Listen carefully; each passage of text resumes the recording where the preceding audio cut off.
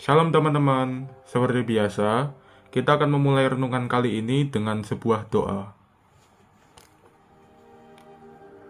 Ya Tuhan, terima kasih pada kali ini Engkau telah kembali mengumpulkan kami di sini untuk mendengarkan renungan-Mu ya Tuhan. Semoga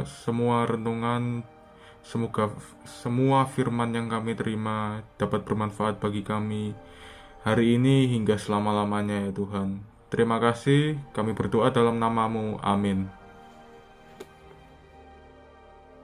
Teman-teman, pada renungan kali ini kita akan membahas tentang seseorang yang bernama Eliezer. Eliezer adalah seorang hamba yang patuh. Eliezer adalah seorang hamba yang dipercayai tuannya, dan Eliezer pun mempercayai tuannya. Eliezer mau melakukan apapun perintah tuannya, meskipun nampak susah, berbahaya, bahkan yang nampak tidak mungkin. Tapi tenang, Eliezer yang ini bukan Eliezer yang sedang terkenal di TV, melainkan Eliezer yang satu ini malah kurang terkenal. Dia adalah Eliezer, hamba Abraham. Mari kita baca kisah Eliezer di kitab Kejadian pasal 15 ayat 2-4 dan Kejadian pasal 24 ayat 1-10. Kejadian 15 ayat 2. Abram menjawab, "Ya Tuhan Allah, apakah yang akan Engkau berikan kepadaku? Karena aku akan meninggal dengan tidak mempunyai anak. Dan yang akan mewarisi rumahku ialah Eliezer, orang Damsyik itu." Lagi kata Abram, "Engkau tidak memberikan kepadaku keturunan, sehingga seorang hambaku nanti menjadi ahli warisku." Tetapi datanglah firman Tuhan kepadanya demikian, "Orang ini tidak akan menjadi ahli warismu, melainkan anak kandungmu. Dialah yang akan menjadi ahli warismu." Kejadian pasal 24 ayat 1. Ribka dipinang bagi Ishak. Adapun Abraham telah tua dan lanjut umurnya, serta diberkati Tuhan dalam segala hal. Berkatalah Abraham kepada hambanya yang paling tua dalam rumahnya, yang menjadi kuasa atas segala kepunyaannya, katanya, "Baiklah, letakkan tanganmu di bawah pangkal pahaku, supaya aku mengambil sumpahmu demi Tuhan, Allah yang empunya langit dan yang empunya bumi, bahwa engkau tidak akan mengambil untuk anakku seorang istri dari antara perempuan Kanaan yang di antaranya aku diam. Tetapi engkau harus pergi ke negeriku dan kepada sanak saudaraku untuk mengambil seorang istri bagi Ishak anakku." Lalu berkatalah hambanya itu kepadanya, "Mungkin perempuan itu tidak suka mengikuti aku ke negeri ini. Haruskah aku membawa anakmu itu kembali ke negeri dari mana tuanku keluar?" Tetapi Abraham berkata padanya, "Awas, jangan kau bawa anakku itu kembali ke sana.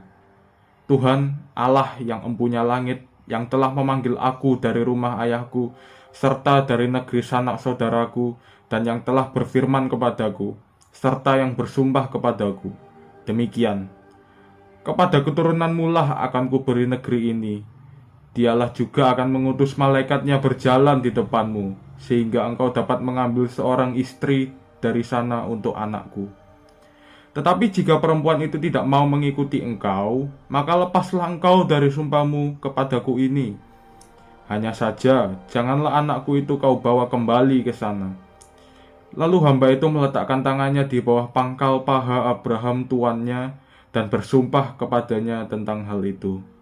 Kemudian hamba itu mengambil 10 ekor dari unta-untanya dan pergi dengan membawa berbagai-bagai barang berharga kepunyaan tuannya. Demikianlah ia berangkat menuju Aram Mesopotamia ke kota Nahor. Nah, dari kitab yang sudah kita baca tadi, ada 2 poin penting di sini. Pertama, di mana Abraham begitu mempercayai Eliezer, sampai-sampai dia mau menjadikan Eliezer sebagai ahli waris, kalau saja Abraham tidak mempunyai keturunan. Kedua, di mana Abraham memberikan tugas yang begitu susah dan begitu penting kepada Eliezer.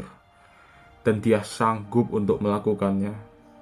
Walaupun awalnya Eliezer mempertanyakan tuannya tentang kepastian misinya, dia ragu kalau perempuan itu bakalan mau mengikutinya ke negerinya. Itu mungkin menunjukkan bahwa dia itu kurang percaya sama Abraham.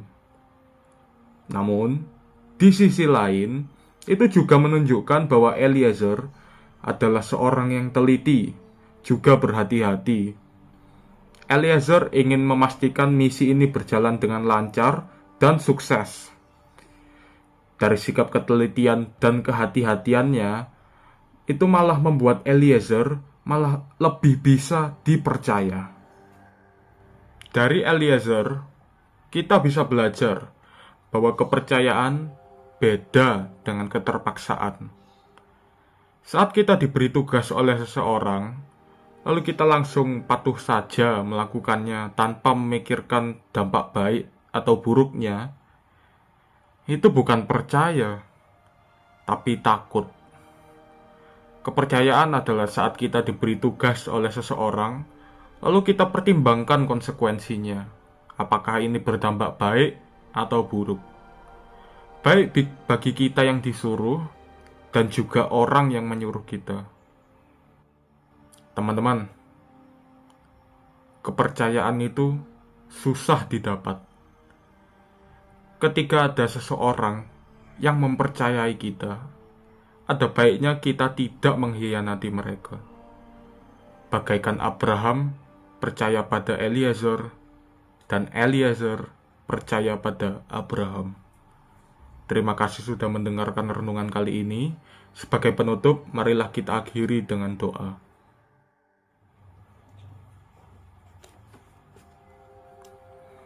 Ya Tuhan, terima kasih Engkau telah membimbing kami selama renungan ini. Semoga semua firman yang kami terima, semua renungan yang kami dengarkan dapat bermanfaat bagi kami, mulai dari hari ini sampai selama-lamanya ya Tuhan. Buatlah kami seseorang yang dapat dipercaya ya Tuhan. Buatlah kami juga mampu mempercayakan orang lain ya Tuhan. Juga buatlah kami semakin percaya denganmu ya Tuhan. Kami berdoa dalam namamu ya Tuhan. Terima kasih. Amin.